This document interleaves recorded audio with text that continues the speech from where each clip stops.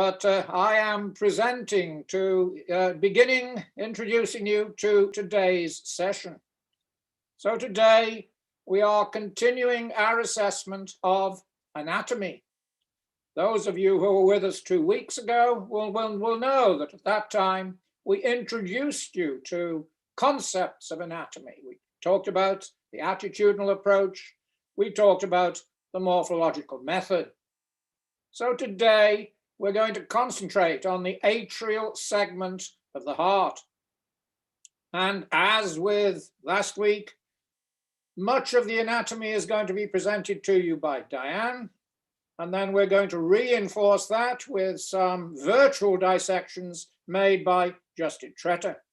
And we hope that at the end of the session, Justin will be joining us for discussion.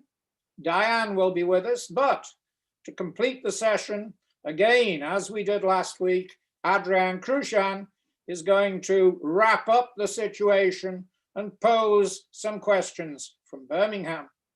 But those of you who were here 2 weeks ago will know that from you as a whole, we didn't have many questions.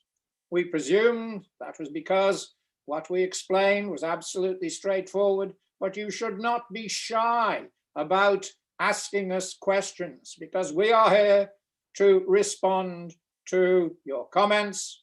If we haven't described things properly, you should tell us and we'll try to do better next time. So we're nearing the end of our sessions for 2021. They've been extensive. We have one more left on December 17th. And on December 17th, I had hoped to complete our discussions of normal anatomy and take you through the ventricular mass. But it's become evident to all of us that there is much more to say about the ventricles than can be put together in one session. So what we are proposing is that the first 2 sessions of next year, 2022, January, we'll have 2 sessions and we will extend our discussion of the ventricles. So on December 17th, we're going to introduce you to the concept of ventricular topology. We're going to explain how the ventricles are wrapped together within the ventricular mass. And then for our first 2 sessions of 22, we're going to be discussing the ventricular inlets, the atrioventricular valves, and the ventricular outlets, the arterial valves. And we'll expand on some of the concepts that we're going to be discussing today. But today, we're going to concentrate on the atrial chambers. We're going to expand on what we told you last week. We're going to try and connect the development to the definitive anatomy. And we're going to talk to you a little bit about the conduction system. So hopefully this will raise lots of questions. Adrian is going to be leading us with these questions, but please, you should all feel free to respond and to ask us questions, and we'll do our best to satisfy any comments you might have to make. So Sasha is in charge in Taormina. He's going to be directing things. So let's start today's session.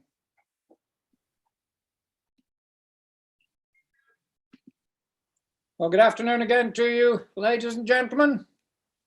Today, we are going to continue our discussions of normal anatomy. Now, hopefully, those of you who were here for the last session will know that we are now combining my introductions with the anatomy as demonstrated by Diane, and then we're supplementing that with virtual dissections made by Justin. So today, we're going to do that in the context of the atrial chambers. And what we hope to do is to put the anatomical findings into the context of their developmental heritage. So I'm going to review again with you the features, the salient features of development of the atrial chambers, which we discussed earlier in this new series that we are presenting for the Congenital Heart Academy. So to remind you, Diane, who is a pathologist assistant and now has an academic appointment at All Children's Hospital in St. Petersburg, part of the Johns Hopkins University, she will be presenting to you the gross anatomy. We're then going to correlate that with virtual dissections of living data sets. These are going to be presented to you by Justin, and Justin is an imager from Cincinnati Children's Hospital. And then at the end of the session, to put everything into context, we're going to be joined again by Adrian. Adrian is a surgeon working at Birmingham Children's Hospital in the United Kingdom, and he will hopefully put into context what Diane, Justin, and I are going to present to you during this session. So you will remember, I hope, that in our introduction to cardiac anatomy, we pointed out that if we are to define the salient features for subsequent sequential segmental anatomy, we need to know which is the most constant atrial component. And here are the components of the atrial chambers that I'm going to discuss now in terms of their development. And as you see, there are 5 components in all. You can read it yourself, but the body, the appendage, 2 venous components, 1 for each atrium, so the systemic venous component, the pulmonary venous component, a vestibule for each atrium, and then the septum separates them. And you will remember, I hope, that during our introduction, we pointed out that it was the appendage that was most significant in distinguishing between the atrial chambers, but today we will be discussing the relationships of all these components. So I need to start off by telling you where they come from. So let's go back, let's review what we know about atrial development. So I'm taking you back, and for this purpose, once more, I'm using these interactive PD files that have been prepared by Professor Wout Lammers and Dr. Jill Hickspoors, who work at the University of Maastricht in the Netherlands. And the access to these wonderful data sets has revolutionized and confirmed my own understanding of cardiac development. So here I'm concentrating on the atrial chambers, and I'm taking you back to the stage at which we see the venous tributaries. As you see, we relate the changes to what we call the Carnegie Stages. That's CS is standing for Carnegie Stage. So this is Carnegie Stage, 12, 30 days of development subsequent to fertilization. So we're at the beginning of the 5th week development. And I'm showing you the data set from the front, and Jill and Wout have segmented out the venous tributaries as they drain to the atrial component of the developing heart. So there in purpley pink, you see the umbilical veins, and they are bringing the blood back from the placenta. In gray, you see the vitelline veins. They are draining the blood from the yolk sac, which at this stage is a significant part of the developing embryo. And now already at this stage, at the beginning of the 5th week of development, these channels remain bilaterally symmetrical. They unify in what we call the Hepatocardiac Channels, and they also receive the veins that are bringing the blood back from the embryo itself, and we call those the Cardinal Veins. So they come back in symmetrical fashion, and they join together, and they come into these channels, which we can now call the horns of the systemic venous sinus. And I should stress again that at this early stage, the horns are bilaterally symmetrical. I should stress again, we're looking at it from the front. So there, in paler blue, you see the body of the developing atrial component, the heart. And this is part of what we have been calling the primary heart tube. Already, you can see these bulges that are developing from the superior part of the body of the atrium. And these eventually will become the appendages. And then you can see another area that is coming towards us, and that is the Atrioventricular Canal. And the myocardium of the Atrioventricular Canal will become the vestibules. So let me show you what it looks like when we turn it a little bit and we concentrate on the cavities. So I've taken you one stage forward, Carnegie Stage 13. 2 days have passed around since the previous reconstruction I showed you, and we can now look at it from the front, having added the ventricular loop. And now you can see how these bulges are coming forward from the body of the atrium, which was developed from the primary heart tube. So there you see the ballooning right atrial appendage, and there you see the beginning of the ballooning of the left appendages, and they are coming out to either side of the outflow tract. Now that small area I showed you in the previous image was the Atrioventricular Canal. And now you can see how the Atrioventricular Canal at this early stage is emerging from the left side of what eventually will become both atrial chambers. It's draining the blood from both these atrial chambers, but at this early stage, it is supported exclusively by the developing left ventricle. And we've been through the expansion of the Atrioventricular Canal. We will be discussing that in greater detail next week when we discuss the ventricular mass. But at the moment, let's go back to the atrial chambers, and let me take you back to that earlier stage. So here you see I've reverted to 30 days of development. Now, however, we're looking at the developing heart from behind. And again, we can see the body of the atrium. But we can also see that the body of the atrium has retained a connection to the pharyngeal mesenchyme. This is what we call the body stalk, or the dorsal mesocardium. And it is in the midline, and that will provide the entrance for the pulmonary venous component to come back into the heart. But it's tiny at this stage compared to the systemic venous tributaries. And these are, again, bilaterally symmetrical. So there you see the left sinus horn, the right sinus horn from behind. Each horn is receiving the cardinal veins, the umbilical veins, the vitelline veins from that side. And at this stage, each of the sinus horns is in communication with the body of the atrium. Now, things happen quite rapidly at this stage, because by Carnegie Stage 13, and remember that is only a further 2 stages of development, there has been a significant change in the relationship between the systemic venous sinus and the body of the atrium.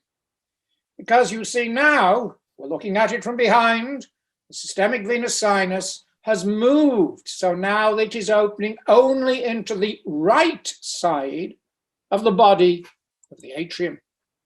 So there is the left sinus horn, and it has no connection with the body of the atrium. But what we can still see is the dorsal mesocardium. In fact, it's grown a little bit. It's shown in pink. We're going to see that again eventually, because that expansion of the dorsal mesocardium is produced by what we call the vestibular spine, or the dorsal mesenchymal protrusion. And you see there's a tiny little blob at the top of that pink area, the dorsal mesocardium, and that will become the opening of the pulmonary vein. But the key point between Carnegie Stage 12 and 13, the left sinus horn has remodeled, and it has lost its communication with the left half of the body of the developing atrium, such that now the systemic venous sinus opens only to the right side.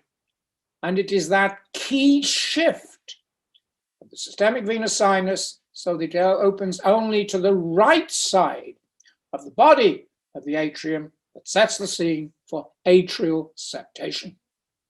So now I'm moving on quite a bit. I'm showing you the stage at which we can recognize all of these atrial components, and you can see how they have come together. And this is going to set the scene for the anatomy we're now going to discuss relative to the atrial chambers. So now, what you can see here, you'll recognize, I hope, that we're looking at a 4-chamber cut of the atrioventricular junctions, 7 weeks of development. So very close to the end of the embryonic period of development.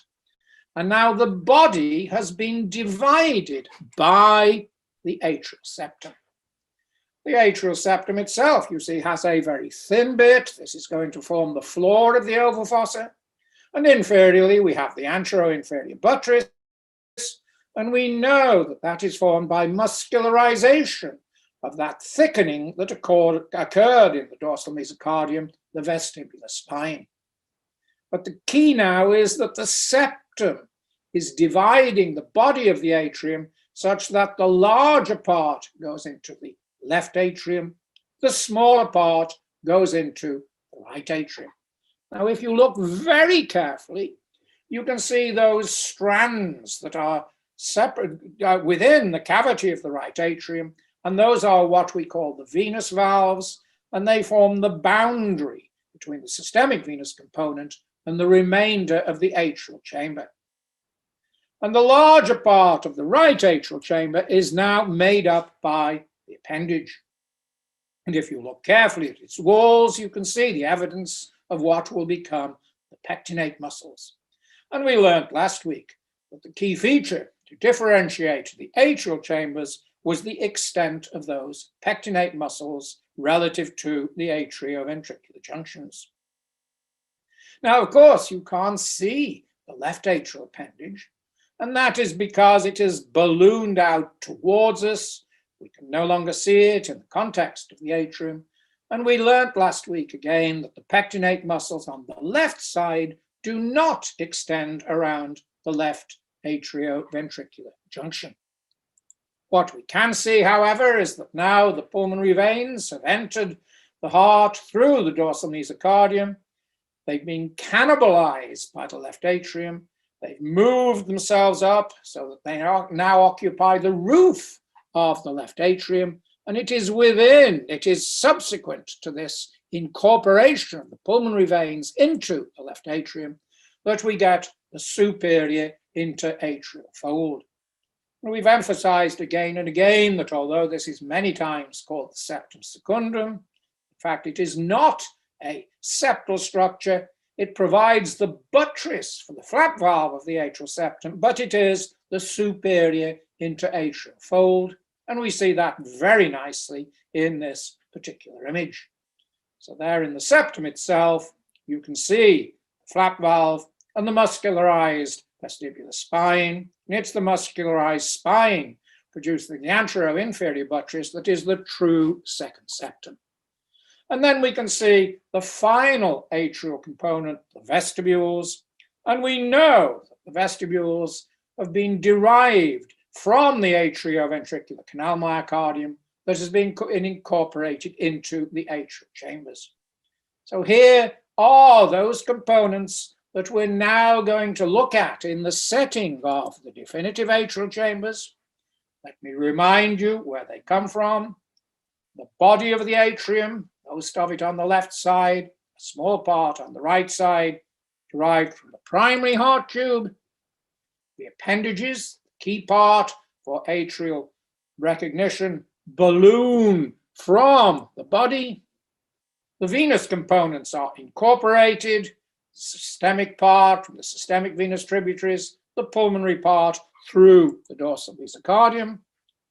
Those vestibules derived from the atrioventricular canal, and then the septum, which separates the body in such a way that most goes to the left side. The primary septum forms the floor of the oval fossa, and the muscularized component is derived from the vestibular spine and the mesenchymal cap. Now, what we are going to see as we then move on is that the septum is not nearly as extensive as is often thought. And indeed, septum is really the primary septum forming the floor of the oval fossa, and that buttress derived by muscularization of the vestibular spine, mesenchymal cap. The so-called septum secundum, as I've already shown you, is no more than the superior interatrial fold, but now we're going to emphasize that as we look at the atrial anatomy. So now you are going to see a series of demonstrations of atrial anatomy, and these will appear in sequence. First, Diane will show you the gross anatomy. Justin will then show you the virtual anatomy, and we're going to do that first to look at atrial components, and then to concentrate on the arrangement of the atrial septum, and we're going to emphasize how the atrial septum is defined as the part that separates the cavities, but it is also associated with folds, particularly the superior fold, and they are not strictly septal structures. So now we're going to demonstrate that to you, as I say, first with gross anatomy and then with virtual anatomy. If we look at the morphologically right atrium on outward exam, we can see the characteristic blunt or triangular tip and the very broad junction that marks the venous component. Here is the superior caval vein entering the roof of the right atrium and the inferior caval vein as it enters its floor. Along that broad venous junction, we see this slight depression, which is the terminal groove. And if we open up the atrium, we can see just anterior to that terminal groove is this prominent muscle bundle, which is the terminal crest. You can see the quite extensive, smooth, broad venous junction within the right atrium that extends between the superior caval vein as it enters the roof of the atrium and the inferior caval vein as it enters the right atrial floor. If we look at that prominent muscle bundle or the terminal crest, we see that the pectinate muscles extend from the terminal crest and around the right atrioventricular junction.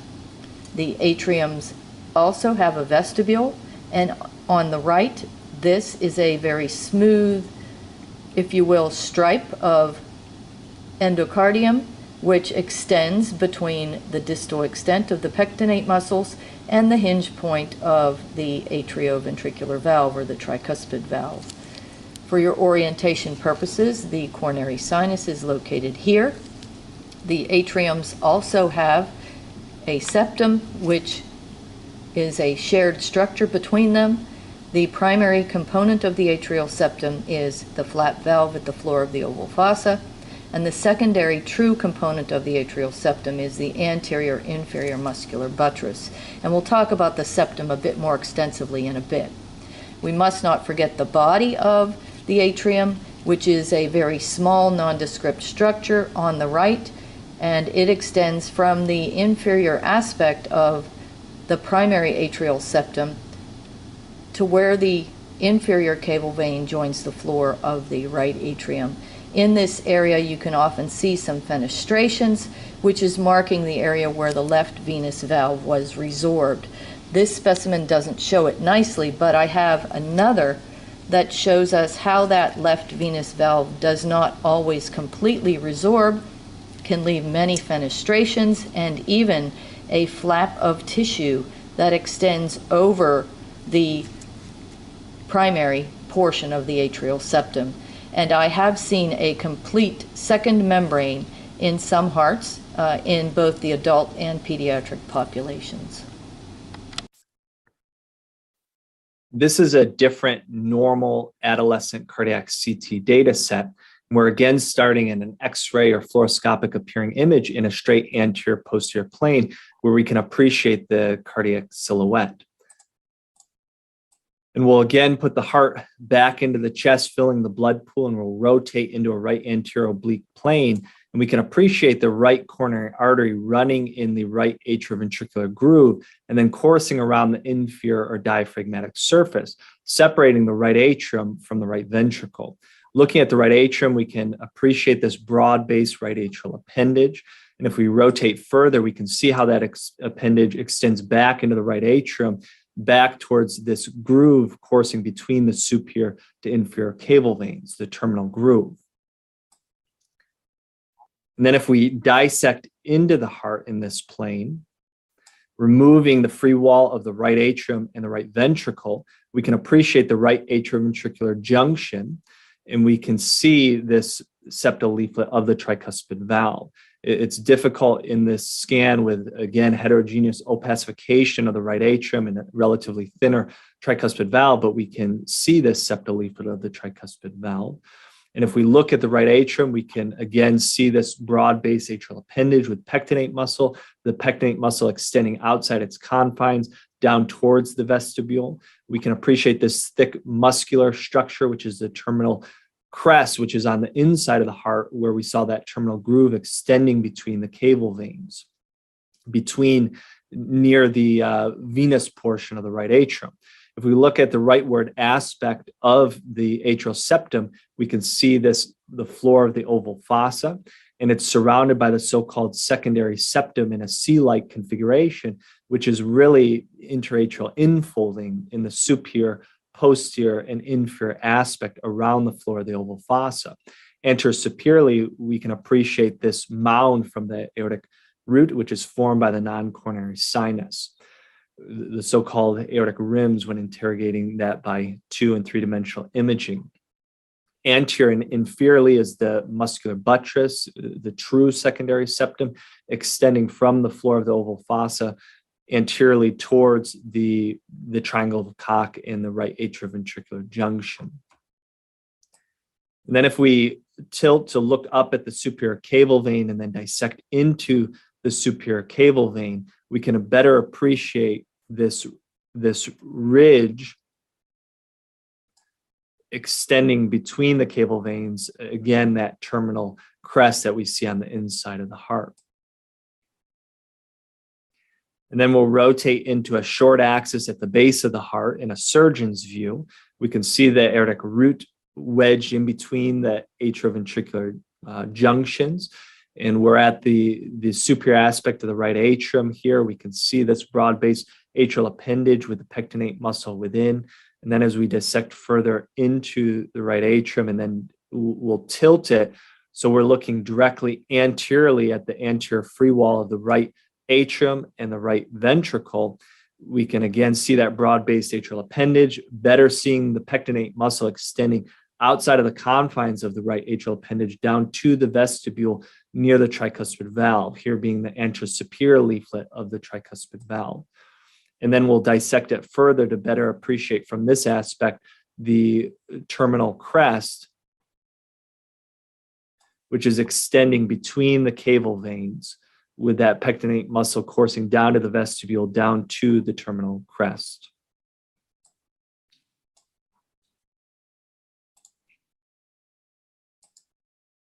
The morphologically left atrial appendage is a tubular structure with a narrow junction to the venous component. If I lift up the posterior pericardial reflection and look into the oblique sinus, here are the right pulmonary veins and the left pulmonary veins entering the pulmonary venous sinus or the roof of the left atrium. When I flip the left lung away, here we see the left pulmonary veins joining the left atrial roof, and there are the right pulmonary veins joining the roof. The atrial appendage has a narrow junction with the atrial vestibule. There is the narrow junction. Turning the appendage inside out, here we can see that the pectinate muscles are confined to the appendage. The left atrial vestibule is smooth, with the body making up the majority of the smooth-walled component of the left atrium. The left atrial body is confluent with the mouth of the appendage, the vestibule, and the pulmonary venous component. During atrial septation, the atrial septum disproportionately divides the body so that the left atrial body is much larger than what we saw on the right. The atrial septum is marked by the left aspect of the flap valve at the floor of the oval fossa. And here you can see the typical horseshoe appearance of where the horns of the flap valve overlap the superior interatrial fold, or that interatrial groove. The coronary sinus is a morphologically left structure, and it lies within the left atrioventricular groove and will drain to the right atrium. When I'm preparing for these webinars, I typically go through multiple hearts to find the very best representation of the topic we're discussing on any given week. And I found this interesting normal heart that I actually did the autopsy on in 2013. Here we see the tubular left atrial appendage with its narrow junction to the left atrial vestibule. The left pulmonary veins you can easily visualize returned normally to the left atrium, as did the right pulmonary veins. The left atrial vestibule is smooth, as is characteristic of a morphologically left atrium. What I did appreciate, that I didn't initially appreciate, is that the appendage is almost entirely sequestrated from the atrium. And this proves that the pectinate muscles are confined to the appendage. The only communication between the appendage and this atrium was this tiny slit-like opening. And when we look at the appendage inside, we can confirm that the pectinate muscles were confined only to the appendage. Using the same normal adolescent CT data set, we'll again start in that anterior, posterior, fluoroscopic-like view with the cardiac silhouette. We'll again put the heart back into the body, and this time we'll rotate leftward to view that smaller left atrial appendage. Then we'll dissect into the heart into a three-chamber view. We're viewing the leftward aspect of the interatrial septum here and the interventricular septum. If we look at the interatrial septum, we can appreciate those horns to that superior posterior aspect of the floor of the oval fossa on the leftward aspect of the interatrial septum. We'll then go into more of a four-chamber-like view, and you can appreciate this larger, smooth body component along with the venous component with the pulmonary veins coming into the backside of the left atrium.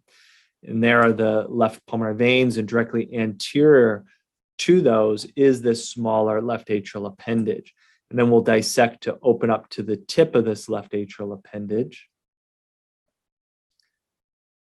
So now we're looking at the leftward free wall of the left ventricle and left atrium. We can see the mural leaflet of the mitral valve with this left atrial appendage opened up with the pectinate muscle contained within the appendage with a very smooth vestibule leading up to the mitral valve. We can also see the entrance of both the left upper and left lower pulmonary veins. And then we'll dissect back over towards the right side to look at the right pulmonary veins. Again, a very large, smooth body and venous component to the left atrium.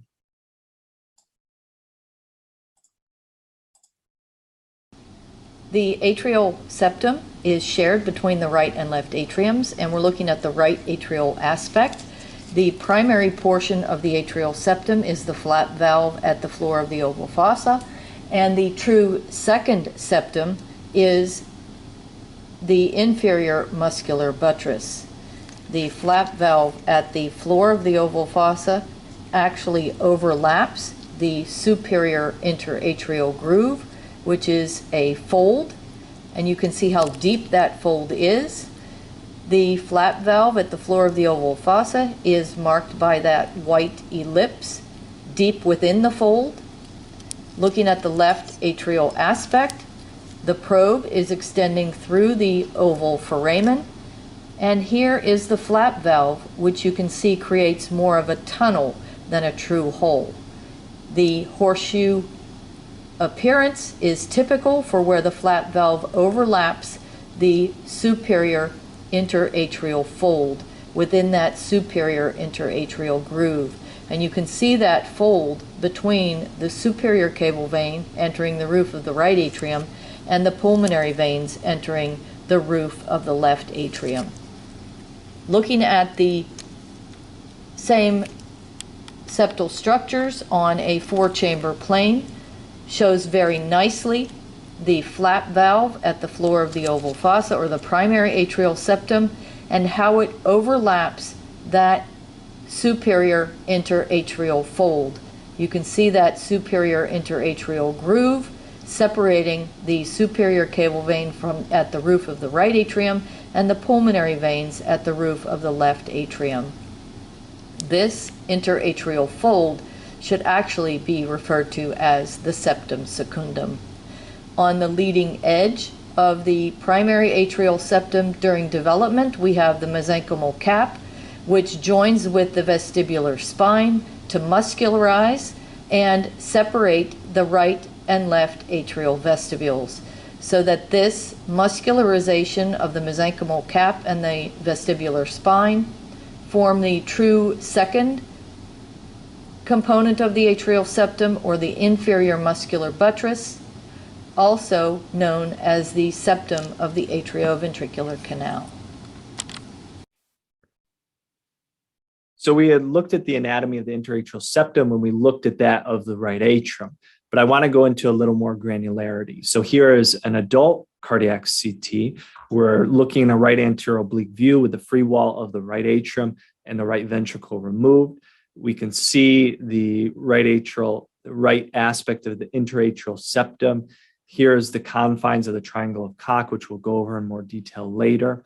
And if we rotate and look at make the myocardium translucent, and then rotate to focus on the floor of the oval fossa, we can appreciate the floor of the oval fossa. We can appreciate the so-called secondary septum surrounding in a C configuration, which is really an interatrial infolding surrounding superior, posterior, and inferiorly, with anterosuperiorly being that aortic mound formed by the non-coronary sinus, and then anterior and anteroinferiorly is the muscular buttress, the true secondary septum, which is leading up to the confines of the triangle of Koch. And then here I've highlighted in purple the hinge line of the septal leaflet of the tricuspid valve, which is crossing the membranous septum into atrioventricular and interventricular components. I've colored the entrance of the coronary sinus into the right atrium in purple, and I've made the confines of the triangle of Koch more apparent anatomy, which we'll go over later. I want to review this figure from an excellent review that we had written a few years ago, led by our friend and colleague, Dr. Shumpei Mori, who made these reconstructions in an adult who has a secundum atrial septal defect. So looking in that same right anterior oblique view at the floor of the oval fossa, we see a deficiency, a oval fossa defect or secundum atrial septal defect. We can see that it's positioned superiorly within the floor of the oval fossa. If we make the myocardium translucent, like I did in the prior reconstruction, we can again see that C configuration of the interatrial infoldings. Anterior and inferiorly, we see the muscular buttress, which leads up between the floor of the oval fossa up to the confines of the triangle of Koch.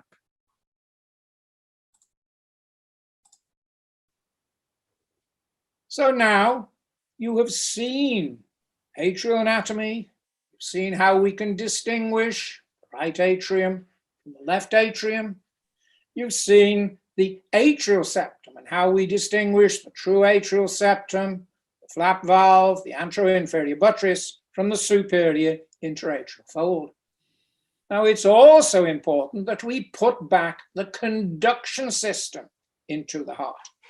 And when we think about conduction system, then largely speaking, both the sinus node and the atrioventricular node are components of the morphologically right atrium. But the atrioventricular node also receives inputs from both of the vestibules and the septum. So it's very important that we understand where the atrioventricular node is, and we're going to have to go back to development to understand how it receives its input. But let's start by looking at the sinus node, and let's look at the role of the sinus node in cardiac conduction. So the sinus node generates the cardiac impulse. And we're showing you that here in this diagram of the overall heart. So there is the sinus node, generates the impulse. The impulse passes through the atrial myocardium. And then it is slowed by the atrioventricular node. And that is located in the anteroinferior buttress of the atrial septum. Now, in the normal heart, the entirety of the atrioventricular myocardium is separated from the ventricular myocardium by the insulating tissues of the atrioventricular junctions, apart from the point at which the atrioventricular node penetrates through these insulating tissues as the bundle of His, or the atrioventricular bundle, penetrating bundle. Here we see our morphologically right atrial appendage on outward appearance. We see the blunt or triangular tip and the very broad junction the appendage has with the venous component. If you look at that broad junction, you can see this very slight depression, which is the terminal groove. And looking at the crest of the atrial appendage, you can see where that terminal groove begins. The sinus node is located subepicardially within the terminal groove, right in this area, and positioned inferior to the crest of the atrial appendage. So here's the crest of the atrial appendage, and the sinus node, which is a roughly cigar-shaped structure, will be positioned right in this area. Using our same adolescent patient with the blood-filled chambers of the heart and great vessels, and then rotating towards a right anterior oblique view to view, again, that right coronary artery, demarcating the right atrioventricular groove. Here's that broad-based right atrial appendage. And if we further rotate and then make the right pulmonary vasculature translucent so we can better appreciate the underlying anatomy, we see the superior and inferior cable veins. And at the crest of the right atrial appendage, near the right atrial superior cable vein junction, we can see that terminal groove extending down towards the inferior cable vein. And at that junction of the superior cable vein with the right atrium, the crest of the right atrial appendage, the beginning of that terminal groove or most superior aspect is where we would expect to find the sinoatrial node on the epicardial surface.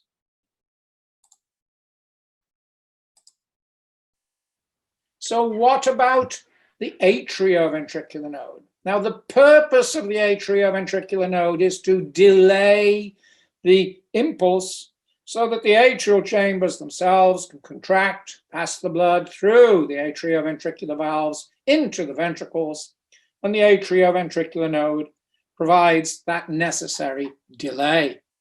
And as I say, basically, it is a right atrial structure. So here I'm showing you a very nice dissection of the septal surface of the morphologically right atrium, which was made by my very good friend and collaborator, Damian Sanchez Quintana, when he spent some time working with us at the Royal Brompton Hospital in the 1990s. So you're looking at the septal surface of the right atrium, and I'm showing it to you again in attitudinally appropriate fashion. So there you see the floor of the early fossa. And that is the eustachian valve. And I hope you can see how the eustachian valve is guarding the opening of the inferior cable vein. Now, the key to locating the atrioventricular node is to find the triangle of Koch. And if we put a little bit of tension on the tricuspid valve, we see that it extends forward and it runs and inserts as a tendinous structure into the membranous septum. I've shown you the location of that tendon with the dotted line, and we call that the tendon of Todaro. And this is the atrial border of the triangle of Koch. The ventricular border of the triangle is the hinge line of the septal leaflet of the tricuspid valve. And the two sides of the triangle come together at the membranous septum, such that the base of the triangle is made by the coronary sinus. And we know that in most instances, the atrioventricular node lies towards the apex of this triangular cock. It's not directly at the apex, and its position towards the apex can vary, but we also know that it has extensions. And these extensions are important for activation of the node. So one of them extends inferiorly through the septal isthmus, and we know that that is the slow pathway into the atrioventricular node. And when electrophysiologists ablate to cure atrioventricular nodal reentry tachycardia, they place their lesions usually within this septal isthmus, which is between the mouth of the coronary sinus, the hinge of the septal leaflet of the tricuspid valve. But I also emphasize to you that the node is an interatrial structure. So there is another extension, and that runs into the mitral vestibule.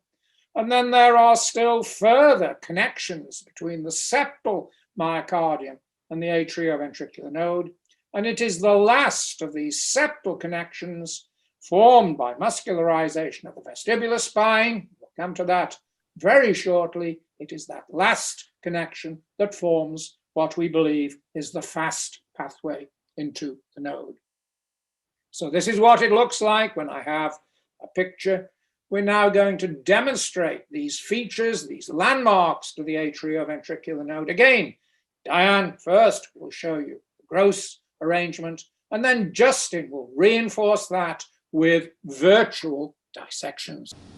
The structures within the right atrium that mark the triangle of Koch will actually be the landmarks that we use to locate the atrioventricular node.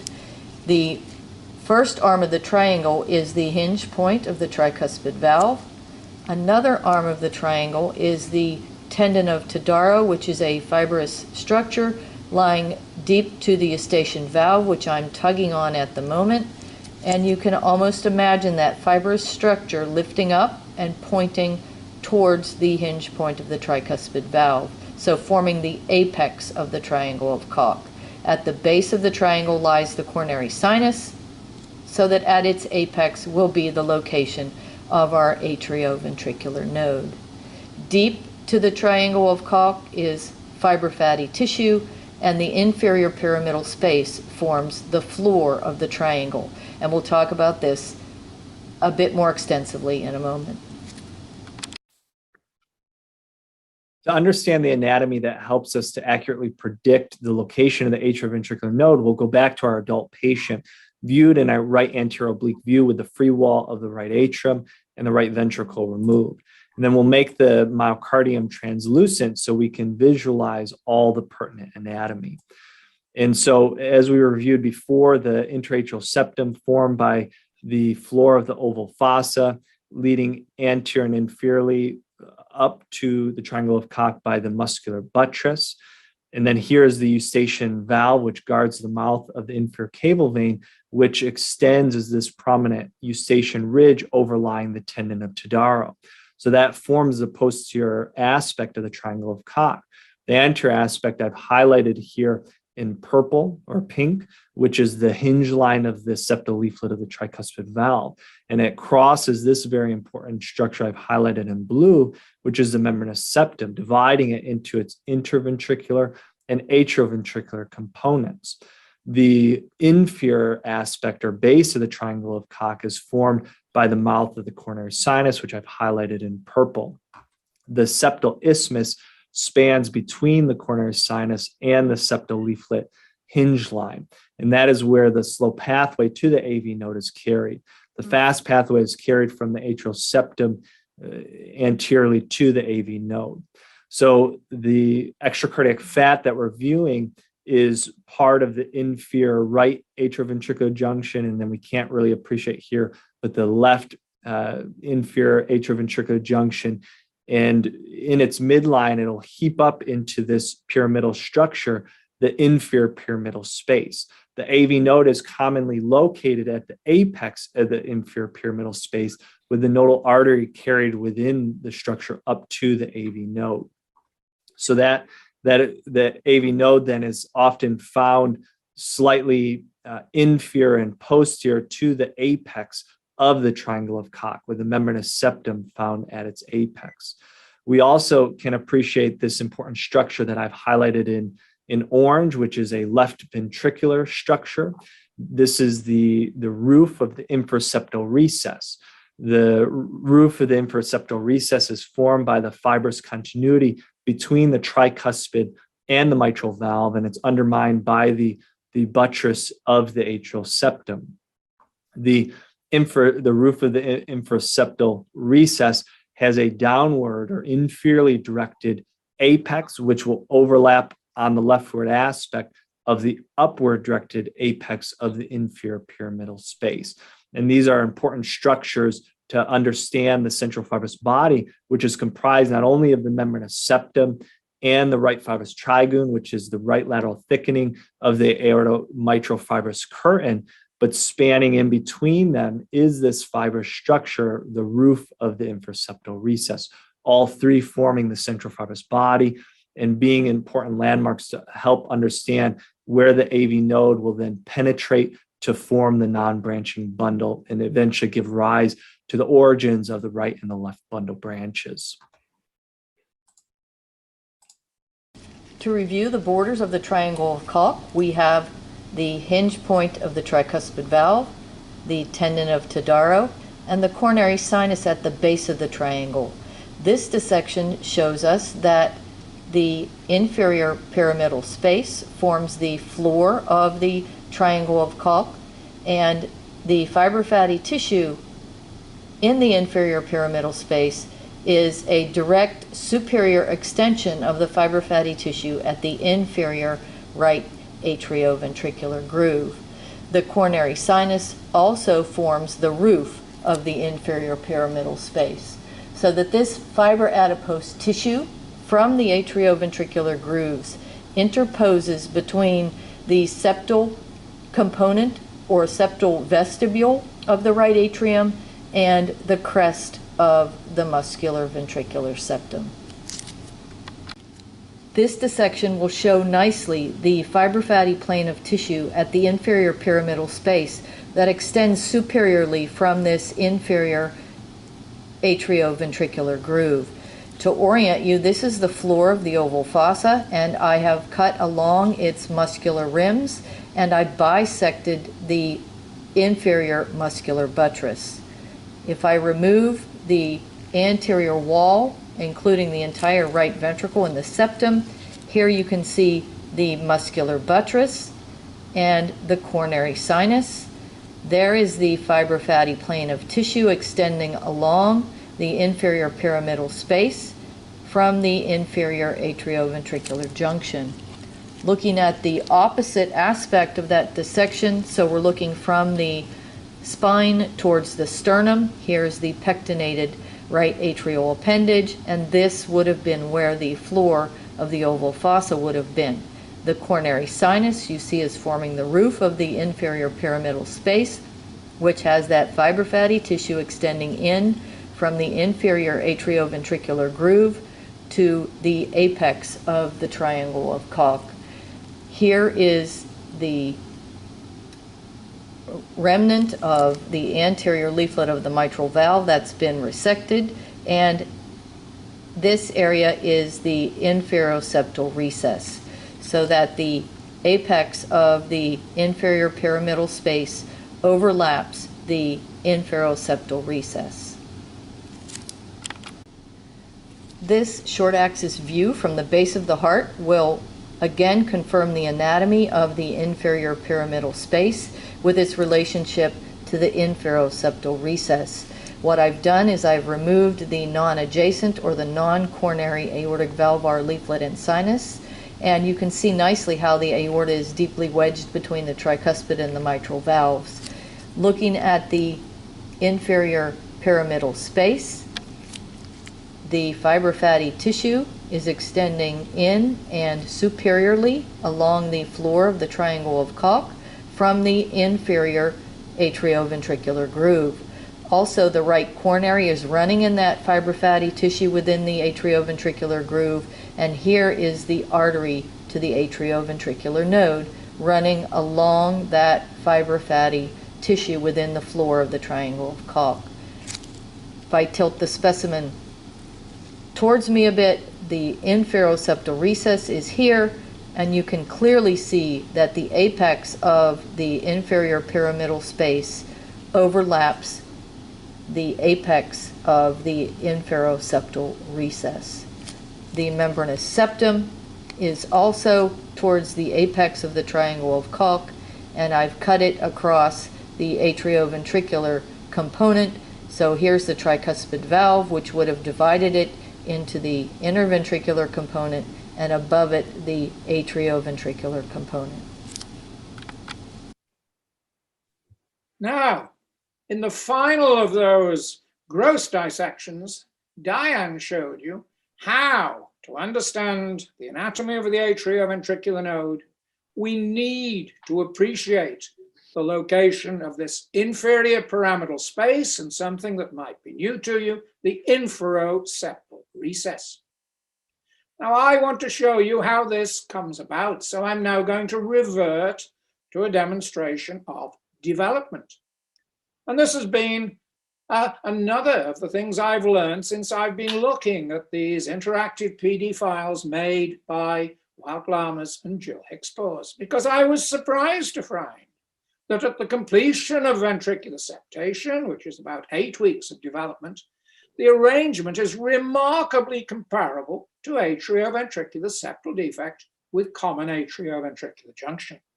And this means, what I'm going to emphasize for you, is that there is ongoing development of the heart as we pass from the embryonic into the fetal periods. And it is these ongoing developments that produces that space between the vestibules, the floor of the atrial septum, which we call the inferior pyramidal space, and that recess of the left ventricular outflow tract that we call the Infroseptal Recess. So let me show you how all this comes about. So I'm going to pick up the picture of development at about the stage that I showed you when we could see all of the atrial components. And here I'm showing you a view of the heart from the front. You see it's 49 days, 7 weeks of development, Carnegie Stage 40. And what you can see at the lower part in yellow is the myocardium of the Atrioventricular Canal. And specifically, we're looking at the right atrioventricular orifice. So that is the developing tricuspid valve. And then in green, coming towards us, we see the muscular ventricular septum. And above that, you see the developing arterial roots. Now, the key here is that the arterial roots are one in front of each other. And the surprising thing is that at this stage, although the aortic root is being connected into the left ventricle, it is still positioned above the right ventricle. And we've discussed that before. And the feature that puts the aortic root into the left ventricle is muscularization of the proximal outflow cushions. And initially, that forms an embryonic outlet septum. And we're showing you here that embryonic outlet septum, and it forms a shelf in the roof of the right ventricle. And I've emphasized to you previously how the embryo is doing exactly what the surgeon does in tunneling the aortic root into the left ventricle in the setting of double outlet right ventricle. Because at this stage, the embryo also essentially has double outlet right ventricle. So these muscularized cushions form this shelf in the roof of the right ventricle, and eventually they become the freestanding subpulmonary infundibulum. At this initial stage, Carnegie Stage 20, there is a small communication remaining between the right ventricle and the aortic root. And that is what we call the tertiary interventricular foramen. If that remains open, it will be a perimembranous ventricular septal defect. But if all goes according to plan, it is closed, and it is closed by the membranous septum. But here is the surprising part, because I've taken that same data set and I've rotated it such that you can look at it from above, looking down now on the atrioventricular junction. So you're now seeing the left atrioventricular junction to your left hand, the right atrioventricular junction to your right hand. And when you look at the yellow atrioventricular canal myocardium, you see it is still essentially a common atrioventricular junction. But the two cushions have come together, the endocardial cushions have come together to separate the common atrioventricular junction into separate orifices for the right and left ventricles. And this is the remarkable thing, because at this stage, even though we are very close to the completion of septation, it is comparable to what we see in atrioventricular septal defect with common atrioventricular junction. And more than that, the aortic root is unwedged.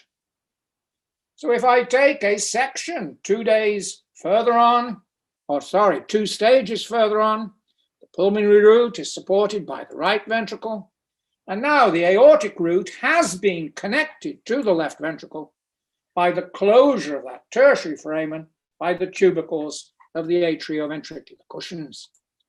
Go 1 stage further, the end of the embryonic period, 8 weeks of development, Carnegie Stage 23.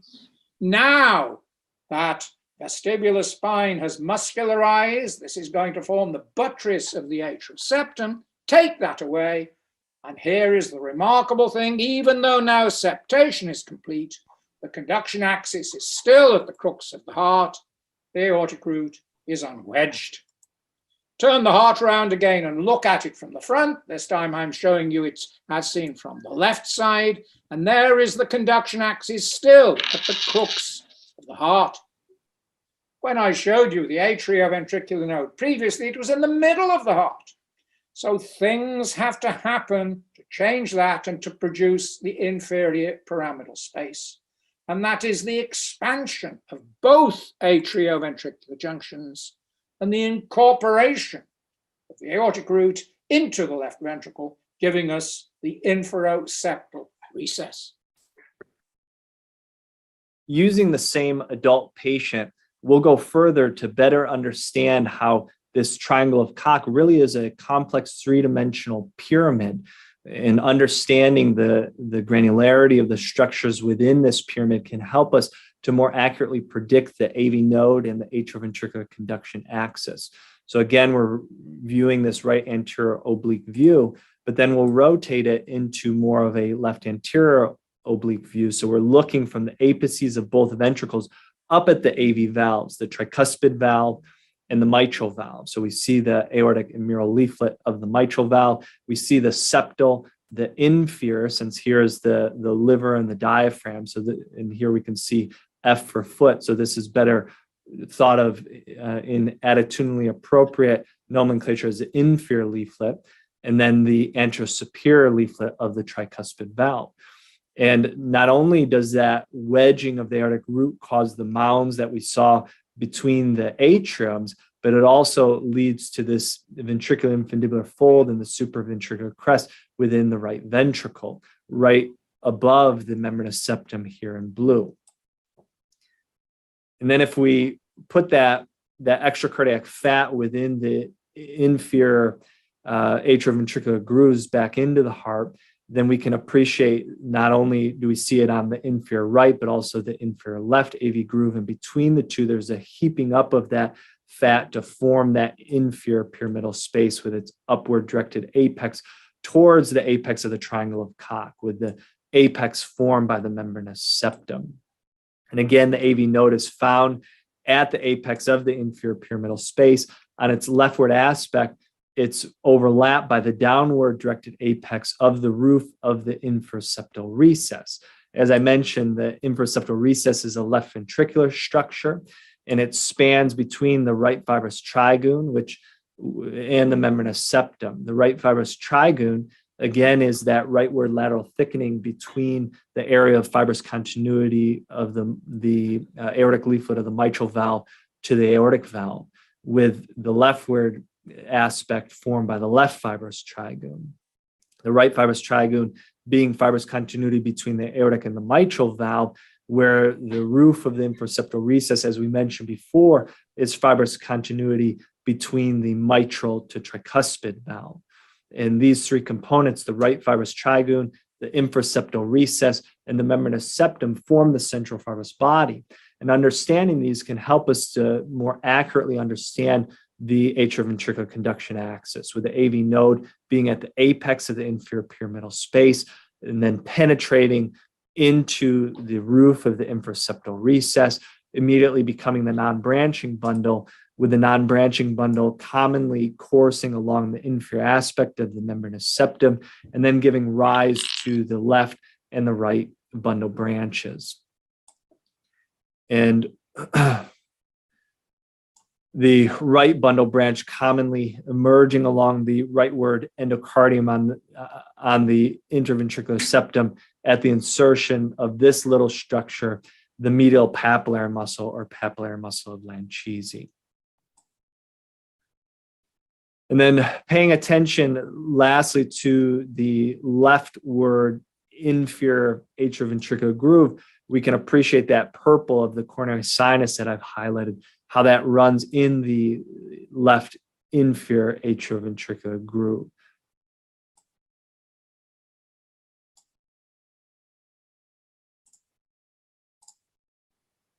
So what we have shown you, I hope, is that now we can take our knowledge of development and we can provide the necessary background to understand not only atrial anatomy, but also the changes that have to occur subsequent to the completion of septation to set the scene for the overall arrangement of the atrioventricular junctions, because it is those late changes that give us the inferior pyramidal space, and hopefully the anatomy of the inferior pyramidal space, and also the infraseptal recess are now better understandable to you, having seen the changes that occur during cardiac development and how they relate to the definitive anatomy shown to you grossly by Diane, supplemented by the virtual dissections provided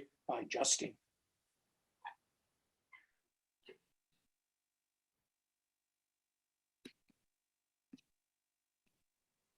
Well, good afternoon again to you, ladies and gentlemen. Don't start it again.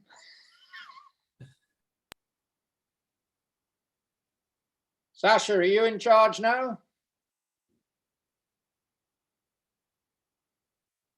Well, I think, people, you can all see me at the moment, I hope. That's the first time that I have seen all those spectacular dissections made by Diane, the way they were correlated by Justin. I think they did superb jobs there. Sasha, you're with us now, I see. So yes. Can we bring in Adrian and ask Adrian if he can summarize his own thoughts on that? I'm here. I hope you can hear me. Absolutely. Carry on. Hello to everybody. It is really, really spectacular to combine what we see in a sort of virtual reality with what Justin does with imaging and what Diane so nicely shows on her specimens. Now, I'm more of a surgical trained mind, so I need simple things said and done. And I just want to clarify one more time the fact that pectinate muscle is always confined in appendages. It is the way the appendages are connected, their junction with the rest of the atrial components, that gives the image, the impression that it will, on the right side, the pectinate muscle will evade or will go outside the appendage. It doesn't go outside the appendage. It's the broad connection of the right appendage with the rest of the atrial components that give that impression, that will give us that impression. So please keep that in mind. I know we repeated many times that on the left side, the pectinate muscle is combined into the tubular appendage. That's because when you have a tubular structure, the connection with the rest of the atrial components seems very defined, very discrete. But also on the right side, the pectinate muscle is an appendage structure, remains there. Can I come in at that point and emphasize what Adrian has just said, because he's correct that in the past we have talked about the pectinate muscles extending around the vestibule on the right side, and that is indeed the case. But what Adrian is pointing out is that the appendage also extends around the vestibule on the right side. And that is because as the systemic venous sinus comes into the right atrium, as I showed you, it inserts itself between the appendage and the vestibule. And the point Adrian makes, I think, is absolutely key, and we should emphasize that it's the entirety of the appendage with its pectinate muscles that extends around the atrioventricular junction. And his point is quite vital there. The other fascinating thing was the lovely specimen that Diane showed us, where the appendage was almost totally cut off from the body of the left atrium, and that was exquisite.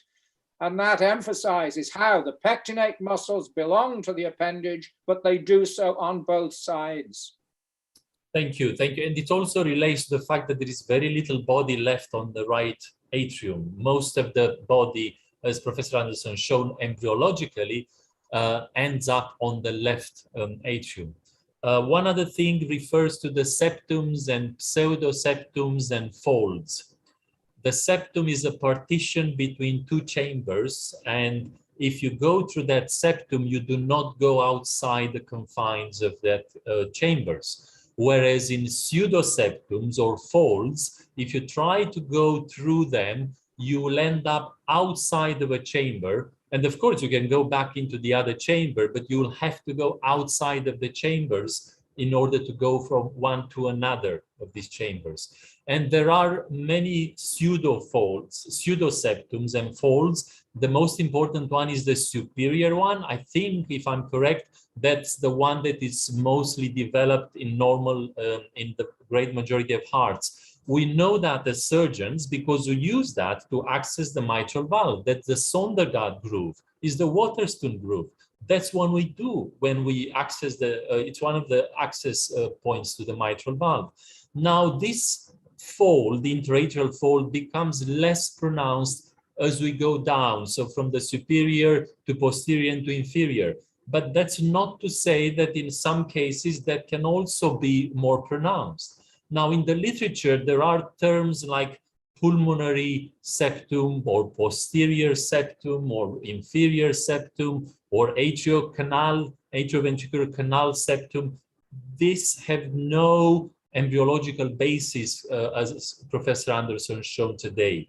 And please use that as a pseudoseptum if you really want to use it, but the correct terms will be interatrial folds.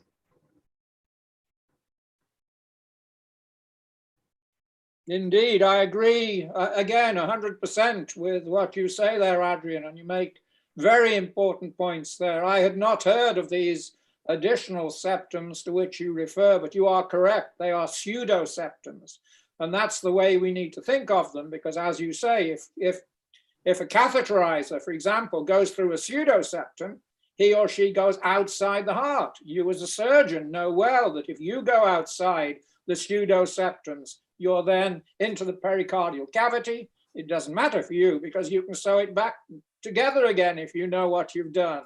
Yes. It's a little harder for the interventionist because the interventionist will be creating tamponades. So the distinction between proper septums, if you go through a proper septum, obviously you're making an interatrial communication, but you're not coming into contact with the pericardial space. Yes. And you're not having the potential problem of tamponade.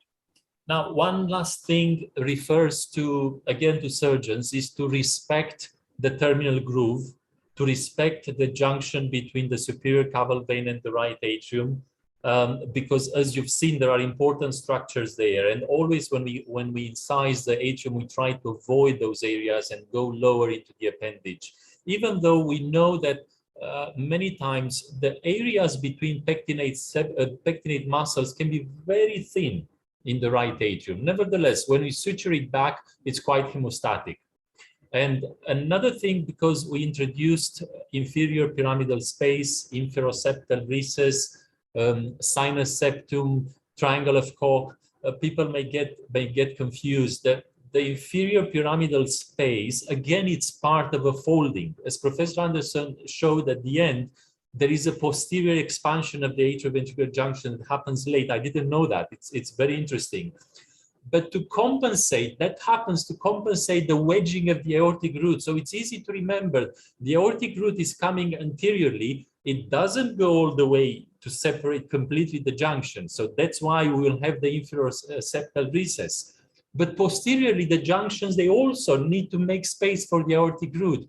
So when they do that, they create that V shape that is the inferior pyramidal space. And it's filled, that's filled with fibrofatty tissue, with the coronary artery, the nodal branch. So it's not an empty space. On the other hand, the infraseptal recess, that's a space that is not filled with, if I understood correctly. And that's also on echo. Many times people ask me, mitral valve has no septal attachment. How come that we see on the echo, we talk about the offsetting of the valves that is lost in the AVSD? I think it's because we have this infraseptal recess.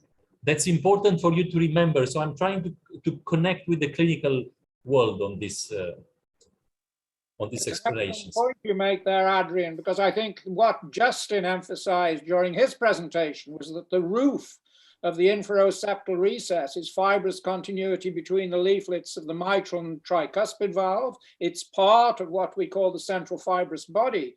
But your point is key, because it is the roof of the infraseptal recess that emphasizes the offsetting between the leaflets of the mitral and tricuspid valve. I see we have Justin with us. So, Justin, do you want to make any comments about, I know you've not been with us for the entirety of the session, but your virtual dissections were quite exquisite and emphasize the points that Adrian's just been making.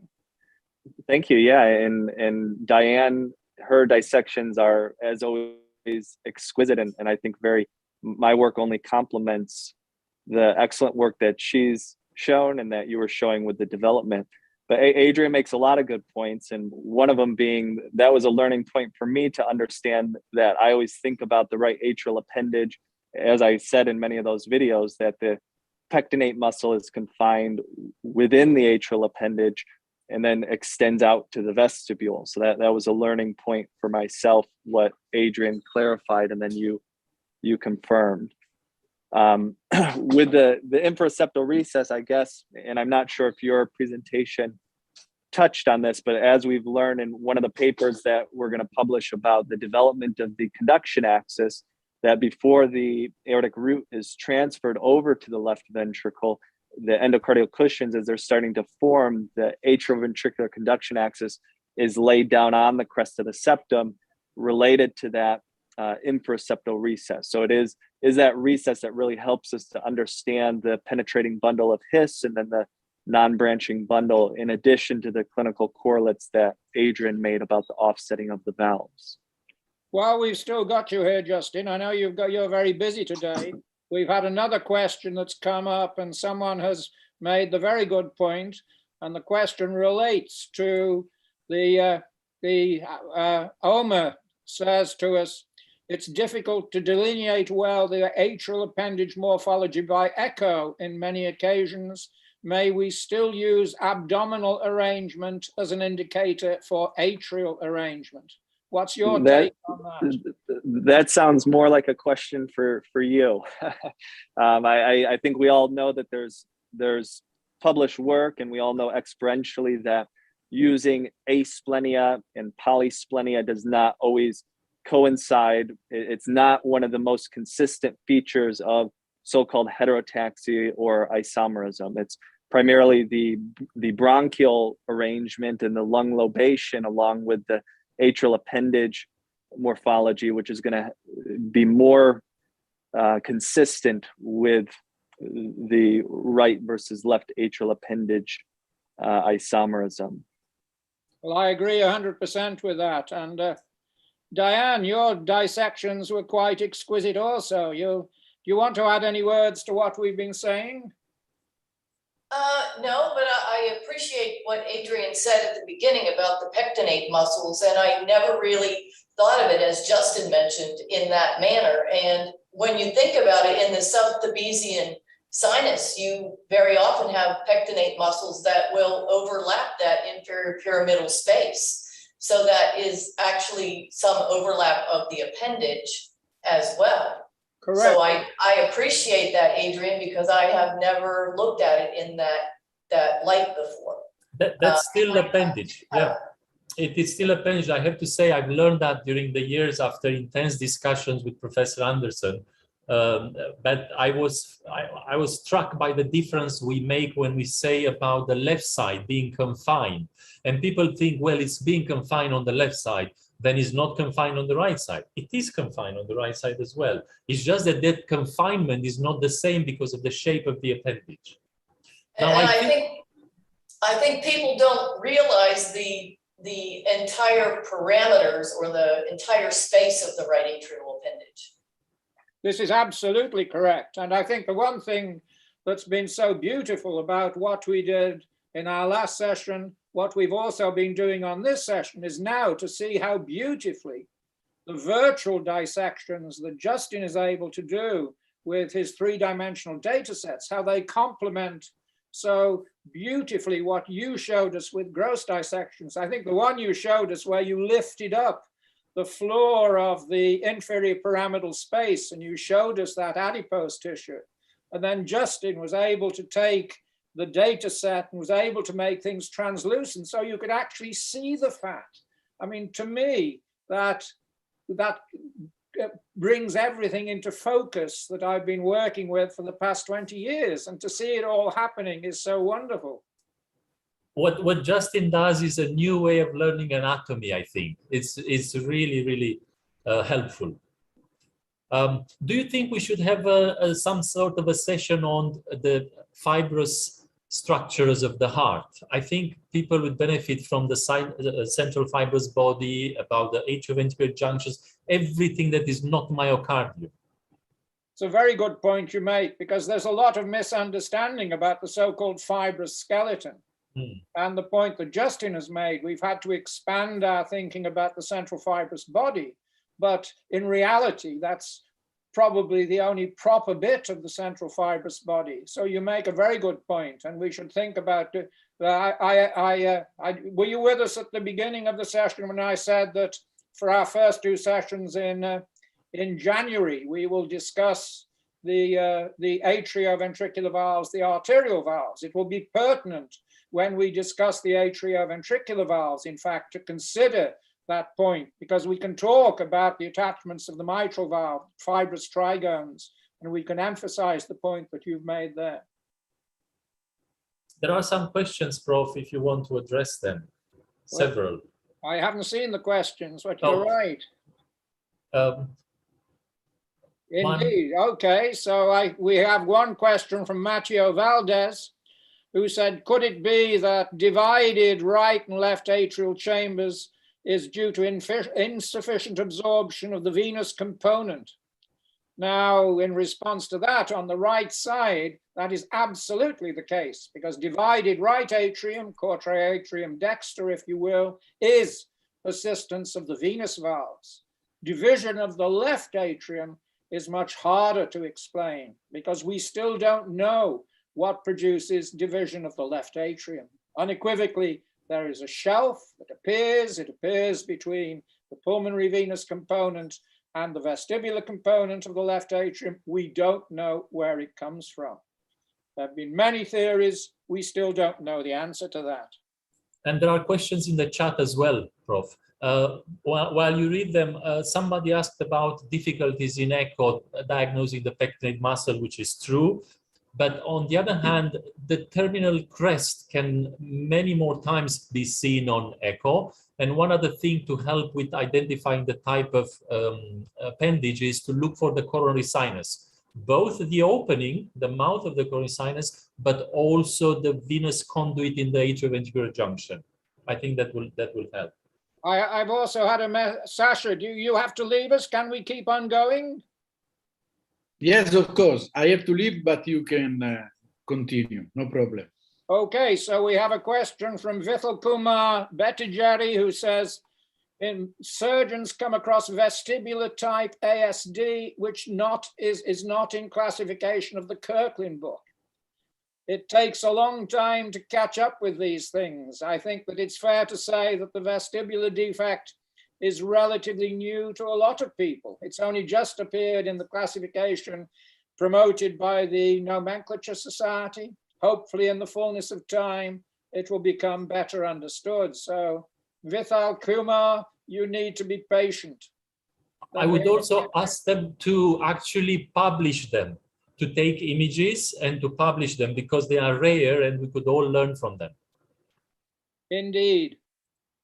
And Miguel Arapa asked us, isomerism, superior cable veins connect to the atrial roofs, interruption of the inferior cable vein, suprahepatic veins draining to both atrial chambers. What is expected in its evolution, or is it just anatomical alteration? Well, that particular combination is indicative of left isomerism. We know there would be isomeric left atrial appendages.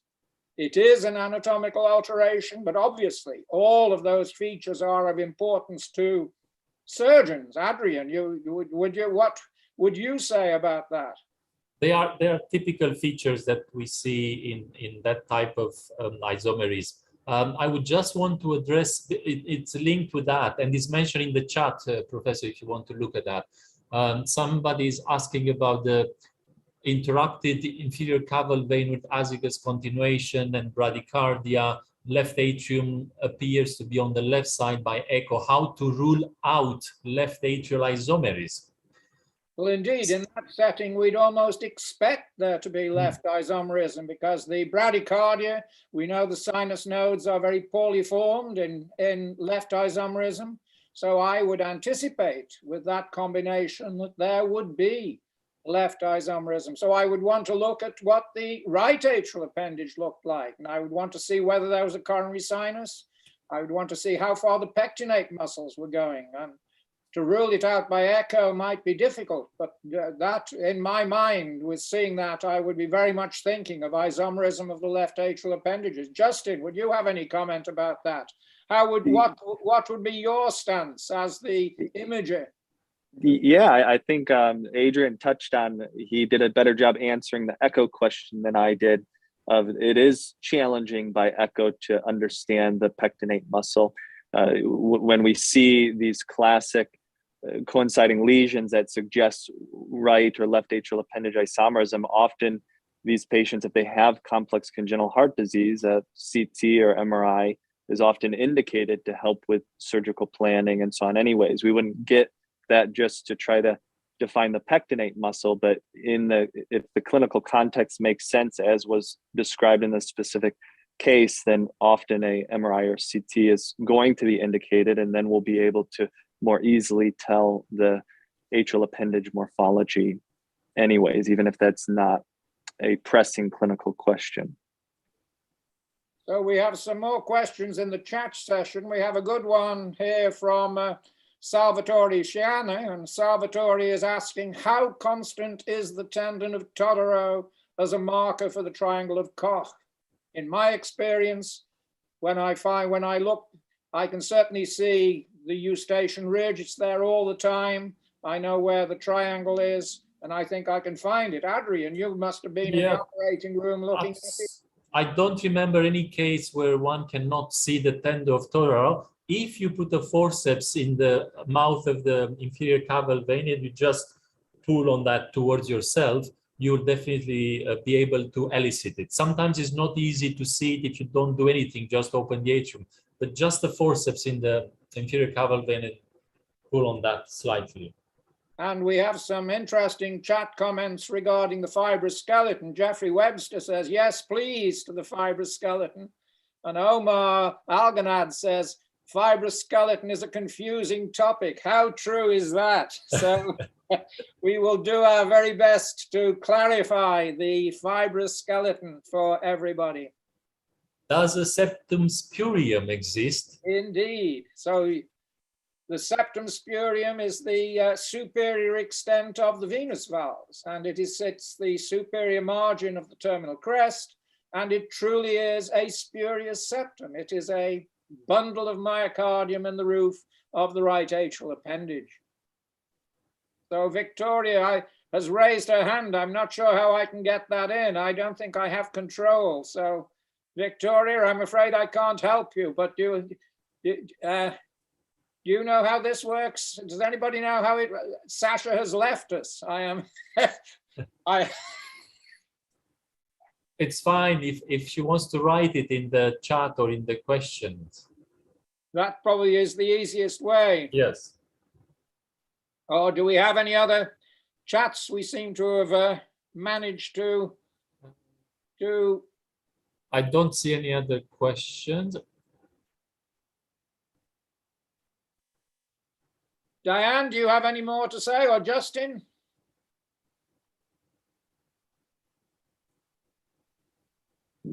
No, I think that this was a great session. And again, I'm just amazed by Diane's ability for dissections. The more we learn, the more her ability to show us the infraseptal recess and so on with the dissections is amazing. Well, hopefully we can, and when we start again on our last session, I'll just do a little reminder of our last session, which will be December 17th, and we're going to talk about ventricular topology. And Justin, hopefully you and I will have come to an agreement on what ventricular topology is by then. I hope I can emphasize the points. And we know that Diane will be able to help us. Adrian, you will be with us also on December 17th. I will. And I hope Justin will teach us a bit how to get those exquisite images. It's really important if more of us can do that. Absolutely. And I'll put a plug in for the World Congress in 2023. We're organizing an anatomy, 3D imaging, surgical simulation lab, which all the group here will be a part of, and there'll be opportunity to not only learn my techniques, but other 3D imagers techniques as well. So excellent. Thank you. Yeah. Well, yeah, I think these sessions for me have been very educational, and I think of myself as a pretty good observer, having done a lot of pediatric and fetal autopsies with a lot of malformations that have to be noted. But every time I do one of these sessions, I tend to notice something else that I hadn't noticed in the past. So I guess it's important for me to participate because it teaches me not to become complacent in what I look for and to just continue being a good observer and looking at the same things in every single part that I look at. I mean, the point you make there, Diane, is so important because as we prepared for this session, you remembered you had that beautiful case with the left atrial appendage more or less walled off from the rest of the left atrium. And you had not noticed that initially. I didn't remember that I had it. I was looking for a good heart to demonstrate for this session, and I came across that and just thought, how did I miss that in the past?